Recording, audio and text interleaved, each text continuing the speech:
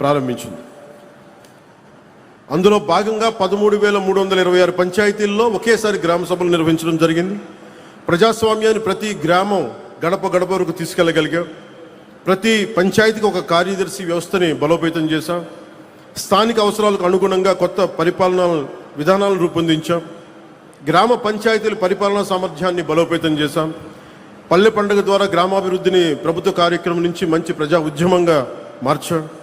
స్థానిక నాయకత్వానికి గౌరవాన్ని పునరుద్ధరించాం, ఇర్రెస్పెక్ట్ ఆఫ్ ద పొలిటికల్ అఫిలియేషన్స్. స్వర్ణ పంచాయతీ దిశగా ప్రయాణం ప్రారంభించాం.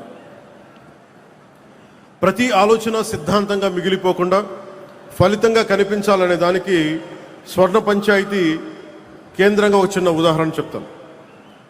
మన ఈ పక్కనే తిరుపతి రూరల్ మండలంలోని శ్రీనివాసాపురం గ్రామ పంచాయతీలో స్వర్ణ పంచాయతీ పోర్టల్ ద్వారా ఆస్తుల వివరాలను శాస్త్రీయంగా అప్డేట్ చేశాం. ఇప్పటి వరకు పంచాయతీ రికార్డ్స్లో కనిపించని అనేక ఆస్తులు వ్యవస్థలోకి వచ్చాయి. ఆస్తుల సంఖ్య 1291 నుంచి 1356కి పెరిగింది. దీని ఫలితంగా పంచాయతీ ఆదాయ సామర్థ్యం 75 లక్షల రూపాయల నుంచి 1,66,00,000కి పెరిగింది. ఇక్కడ ఒక్క రూపాయి పన్ను కూడా పెంచలేదు. స్వర్ణ పంచాయత్ పోర్టల్లో సమాచారం సరిచేసాం అంతే. ఇది కేవలం ఒక గ్రామ పంచాయతీ కథ కాదు. వ్యవస్థ సరిగ్గా పనిచేస్తే గ్రామాలు ఎంతటి సామర్థ్యాన్ని సృష్టించగలవో చెప్పే ఒక బలమైన ఉదాహరణ. భారతదేశపు అభివృద్ధి ప్రయాణంలో తదుపరి అధ్యాయం ఇక్కడే ఉంది. 2047 నాటికి వికసిత్ భారత్ నిర్మాణం పార్లమెంట్ భవనం నుంచి కాదు, 2.6 లక్షల గ్రామ పంచాయతీల నుంచి ప్రారంభమవుతుంది. భారతదేశ భవిష్యత్ పార్లమెంటులో మాత్రమే కాదు, గ్రామ సభల్లో కూడా రాయబడుతుంది. ఒక చిన్న వాగు ముందుగా తన పరిసర భూములకి నీరు అందించి తర్వాత ప్రధాన నదిలో కలుస్తుంది. అలాగే ప్రతి పంచాయత్ ముందుగా తమ గ్రామాలను అభివృద్ధి చేసుకోవాలి. అప్పుడు మండలం బలపడుతుంది, రాష్ట్రం బలపడుతుంది, జిల్లా బలపడుతుంది. మండలం, జిల్లా, రాష్ట్రం, తద్వారా దేశం బలపడుతుంది. 2 సంవత్సరాల క్రితం ప్రజలు మాకు ప్రభుత్వం ఏర్పాటు చేసే అవకాశం ఇచ్చారు.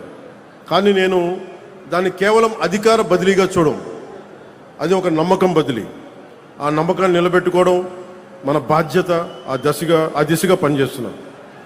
నిధుల కోసం మేము పోరాడగలం, విధానాల కోసం నేను పోరాడగలను, అధికారాల కోసం నేను పోరాడగలను. కానీ ప్రజల భాగస్వామ్యం లేకుండా అభివృద్ధి అనేది సాధ్యం కాదు.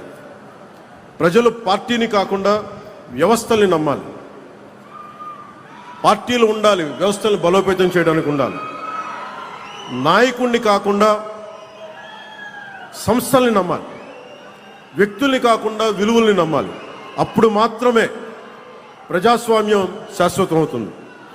నాయకులు ఏ నాయకులైతే, ఏ పార్టీలైనా కావచ్చు, తెలుగుదేశం కావచ్చు, జనసేన కావచ్చు, భారతీయ జనతా పార్టీ కావచ్చు, వ్యవస్థని బలోపేతం చేసే దిశగా, విలువల్ని కాపాడే దిశగా, ప్రజాస్వామ్యాన్ని బలోపేతం చేసే దిశగా అడుగులేస్తే ఈ కూటమికి తిరుగుండదు. అప్పుడు మాత్రమే గ్రామ స్వరాజ్యం సాధ్యమవుతుంది. అప్పుడు మాత్రమే సామాజిక విశ్వాసం పునరుద్ధరించబడుతుంది.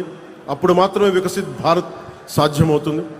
గ్రామం బలపడితే ప్రజాస్వామ్యం బలపడుతుంది, ప్రజాస్వామ్యం బలపడితే దేశం బలపడుతుంది.